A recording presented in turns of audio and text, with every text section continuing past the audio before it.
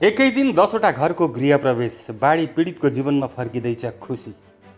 हवामय प्रिय अनंत प्रियपति गंगा हवामय निधिनांत निधिपति गंग व्यसवम जानी गर्भदम सिद्धि बुद्धि सहिताय श्रीमान महागणाधिपतये नमः। जय श्री राम। जय श्री राम। जय महाराज की जय, जय महाराज की जय, जय महाराज की। बाढीले सर्वस्व गुमाउनेहरू समक्ष असम, भारत लगायत विभिन्न क्षेत्रका युट्युबर, सामाजिक संस्थाहरूको सकारात्मक पहल नेपाली खुट्टीमा देखिएको छ आशाको किरण। पुनः नेपाली खुट्टी बनवार दायित्व आमी गोर्खा डेभलपमेन्ट काउन्सिले लैছো।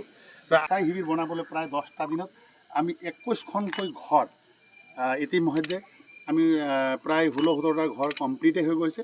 আৰু আজি দিনটো পবিত্ৰ দিন হোৱাৰ কাৰণে আজি এই অঞ্চলৰ জ্যেষ্ঠ নাগৰিক হিচাপে গোপাল শৰ্মা ডাঙৰীয়াৰ বাসগৃহত আজি কি কৰিবলৈ গৈ আছো আমি गृहप्रवेश কৰিব আছো না।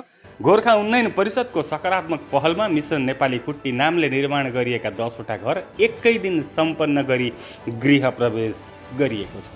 क्षेत्री आमार भाइस चेयरमैन राम दाहाल एफाले आमार गुरुङ डाङरिया सबै मिली এটা মানৱ সবে ভালে কুশলে থাকো। এতিয়া আমি গুৰুসকলে কেনেকৈ ধৰণে गंगा हवामय प्रिय अनंत प्रियपति गंगा हवामय निधिनांत निधिपति गंग व्यसवम जानी गर्भदम सिद्धि बुद्धि सहिताय श्रीमान महागणाधिपतये नमः।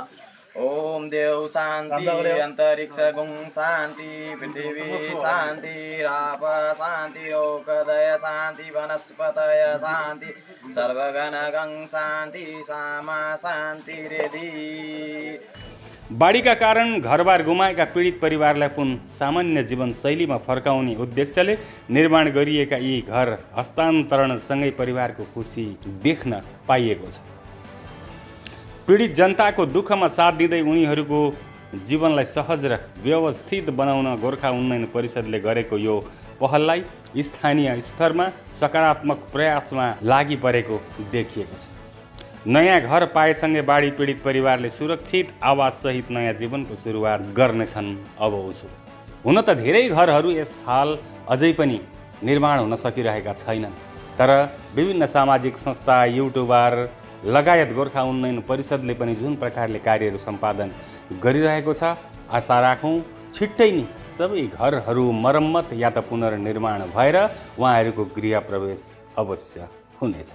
गोर्खा उन्नयन परिषद অসম চৰকাৰৰ তৰফৰ পৰা যোৱা 19 তাৰিখে जो বিধ্বংসী বানে গোটেই সমগ্ৰ এই বিহুবৰ অঞ্চলক উটুৱাই লৈ গ'ল, ঘৰ উটুৱাই লৈ গ'ল, বহু ক্ষয়ক্ষতি কৰিলে। আৰু বিশেষকৈ আপোনালোকে জানে নেপালী খুঁটি বৃহত্তৰ এই নেপালী খুঁটি এলেকাত বিশ্ববাসী আজি জানিছে যে সৰ্ব ক্ষতি হোৱা অঞ্চলটো এই অঞ্চলত ঘৰ বাৰীৰ লগতে প্ৰায় হাজাৰৰো অধিক গাই গৰু মৰি বিনষ্ট হৈ গৈছিলে আৰু ইয়াত থকাৰ কোনো পৰিৱেশেই নাছিলে। সেইখিনি সময়ত আমি গোৰ্খা উন্নয়ন পৰিষদৰ এটা সজাতি দল ইয়াৰ স্থানীয় গোৰ্খা সমাজে বিচৰাৰ কাৰণে আমি আহিছিলোঁ। অহাৰ লগে লগে আমাৰ স্থানীয় বিধায়ক ডাঙৰীয়া মৌৰ বৰগোহাঁই ডাঙৰীয়া আমি আলাপ আলোচনা কৰিছিলোঁ। অভিভাৱক মন্ত্ৰী বিমল বৰা ডাঙৰীয়াৰ আমি আলাপ আলোচনা কৰিছিলোঁ। মন্ত্ৰী আমাৰ সুশান্ত বৰগোহাঁই ডাঙৰীয়া আমি আলাপ আলোচনা কৰিছিলোঁ। লগতে আমাৰ জ্যেষ্ঠ মন্ত্ৰী পীযুষ হাজৰিকা ডাঙৰীয়াৰ লগত আলাপ আলোচনা কৰিছিলোঁ। আৰু অসমৰ মাননীয় মুখ্যমন্ত্ৰী ডাঙৰীয়াৰ ৰাজনৈতিক সচিব তৰংগ গগৈ ডাঙৰলৈ আবাৰ আলোচনা কৰি এই অঞ্চললৈ আমি আহিছিলোঁ। আৰু আহি আমি দেখিছিলোঁ যে এই অঞ্চলত দূৰ দূৰণিৰ পৰা অসম তথা ভাৰতবৰ্ষৰ বিভিন্ন প্ৰান্তৰ পৰা বিভিন্ন জাতি জনগোষ্ঠীৰ NGO দল সংগঠনবোৰে আহি সহায় হাত দিবৰ কাৰণে এই অঞ্চললৈ আচলতে আহিছিলে। আৰু অহাৰ কাৰণে ঘৰ বাৰী নথকাৰ কাৰণে এই অঞ্চলত কিন্তু মানুহ নথকাৰ কাৰণে এইখিনি অঞ্চলত যিখিনি সা সামগ্ৰী আনিছিলে ঘূৰাই লৈ যাবলগীয়া হৈছিলে। সেইকাৰণে গোৰ্খা উন্নয়ন পৰিষদে পোনপ্ৰথমবাৰ ৰাইজৰ অনুৰোধ ৰক্ষা কৰি আমি ইয়াত অস্থায়ী শিবিৰ আৰু অস্থায়ী গোৰণ আমি বনাইছিলোঁ। আৰু বনোৱাৰ লগে লগে বহুখিনি ইয়াত অঞ্চলত বসবাস কৰা প্ৰতিটো জাতি জনগোষ্ঠীৰ কাৰণে সুবিধা পৰাকৈ আমি বহুখিনি আজি সা সামগ্ৰী আমি ৰাখিবলৈ সক্ষম হৈছিলোঁ। আৰু প্ৰায় আমি এতিয়া গাঁৱে গাঁৱে বিতৰণ কৰিবলৈ সক্ষম হৈছোঁ। আৰু দিনে নিশাই আমি ইয়াৰ স্থানীয় আমাৰ ক'বলৈ গ'লে বিধায়ক ডাঙৰীয়া বন্ধুবৰ মৌৰ বৰগোহাঁই ডাঙৰীয়াক এইখিনি কথা আমি জনাইছিলোঁ। যিহেতু তেওঁ বিভিন্ন জাতি জনগোষ্ঠীৰ লগত লৈ তেওঁ এজন বিধায়ক হয়, প্ৰতিনিধি হয়। আৰু প্ৰতিনিধি হোৱাৰ কাৰণে এটা জনগোষ্ঠীক লৈ তেওঁ ব্যস্ত হৈ থাকিব নোৱাৰে। সেইকাৰণে আমি কৈছিলোঁ যে গোৰ্খা জনগোষ্ঠী আৰু ওচৰে পাঁজৰে যিখিনি জনগোষ্ঠী আছে সেইখিনি আমি গোৰ্খা উন্নয়ন পৰিষদৰ তৰফৰ পৰা যিমান পাৰোঁ আমি হেল্প কৰি যাম। আৰু অস্থায়ী শিবিৰ নিৰ্মাণ সম্পূৰ্ণ হোৱাৰ পাছত যেতিয়া আমি ৰাইজে বিচাৰিলে যে অস্থায়ী শিবিৰত আমি থকাতকৈ যদি আপোনালোকে যদি পাৰে সৰু সৰুকৈ হ'লেও এখনকৈ যদি আপোনাৰ মডেল কটেজ বনাই দিয়ে তেতিয়া আমাৰ কাৰণে জনগোষ্ঠীটোৰ কাৰণে বহুত ভাল হ'ব বুলি আজি কৈছিলে। সেই তাৰ আগৰ চোৱাত যিখিনি মানুহ থাকিবৰ কাৰণে ইচ্ছা কৰিছে জনগোষ্ঠী হিচাপে আমাৰ এটা দায়িত্বও হয় আৰু উন্নয়ন পৰিষদৰ সেই হিচাপে আমি এই অঞ্চলৰ আহি প্ৰতিজন মানুহৰ মডেল কটেজ নামাকৰণে আমি 12/14 ভিতৰে 12/14 খুব ধুনীয়া আচলতে ক'ব লাগিব দুটা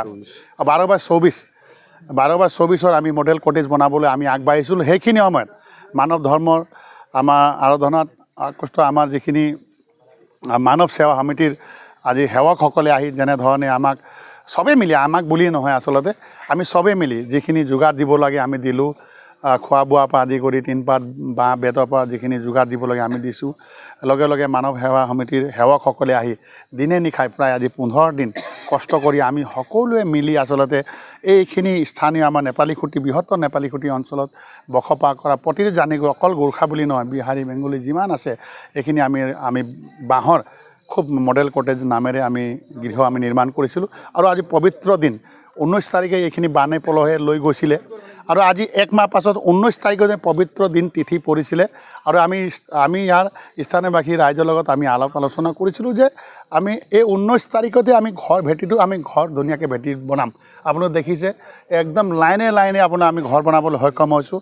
লগে লগে ক'ব লাগিব আজি আমাৰ পদম লামা ডাঙৰীয়া তেওঁ এটা টিমে আহি 3 দিনকৈ খুব খাটি দিলে। দল সংগঠনবোৰেতো নিজাবকৈ লাগিছেই আৰু লগে লগে আমাৰ উৰিয়াম ঘাটৰ আমাৰ যিখিনি গোৰ্খা সমাজৰ প্ৰায় যুৱকসকলে প্ৰায় 40-45 যুৱকসকলে যোৱা 3 দিনৰ পৰা কণ্টিনিউ লাগি আমাক গোৰ্খা উন্নয়ন পৰিষদ সহায় কৰিছে আৰু আমি সকলোৱে মিলি আচলতে হাবেকাটি আমাৰ গোৰ্খা ছাত্ৰ সন্থ হাবেকাটি অঞ্চলৰ আমাৰ যিখিনি আমাৰ গাঁৱৰ ৰাইজেও চবেই মিলি আমাৰ চবেই মিলি গোৰ্খা উন্নয়ন পৰিষদে উদ্যোগ লৈছিলে আৰু চবেই মিলি সহযোগত আমি এইখিনি এতিয়া আমি গোটেই হিচাপ কৰিব যদি যাওঁ 27খন ঘৰ আমি যাৰ একেবাৰে ঘৰ বনোৱাৰ বৰ্তমান স্থিতি নাই হেন পৰিয়ালক আমি ঘৰ বনাই দিয়াৰ ইতিমধ্যে সিদ্ধান্ত লৈ ঘৰ ইতিমধ্যে বনিছে আৰু প্ৰথমখন ঘৰ হিচাপে আজি গোপাল শৰ্মা ডাঙৰীয়াৰ ঘৰত আজি গৃহপ্ৰৱেশ আজি কাৰ্যসূচী আমি অনুষ্ঠিত কৰিছোঁ। আৰু যোন মানুহখিনি ফুল ডেমেজ হৈছিলে তাৰ ঘৰ বনোৱা হৈছে।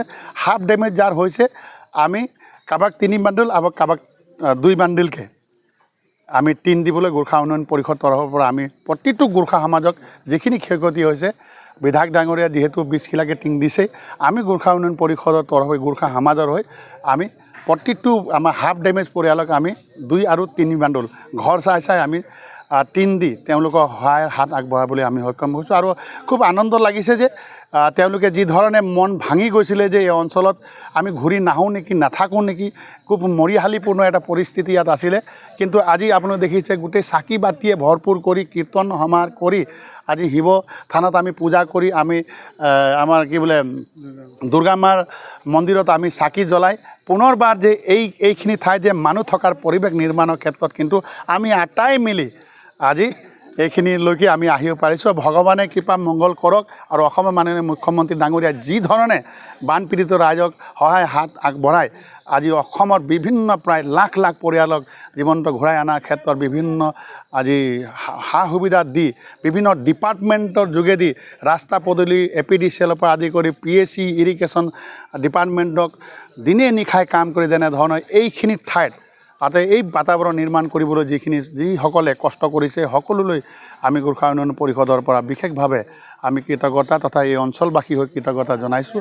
আৰু সকলোকে এনেধৰণে আমি ইজনে যদি এইখন গাঁৱৰ বা এইখন সমাজতে কিবা গোটেই অঞ্চলত কিবা এটা হয় সিখন সমাজে প্ৰতিটো জাতি জনগোষ্ঠী মিলি আচলতে এনেধৰণে অসমখনক নিৰ্মাণৰ ক্ষেত্ৰত ইজনে সিজনক হাত আগবঢ়াওঁ সেইখিনিকে আমি ক'ব বিচাৰোঁ।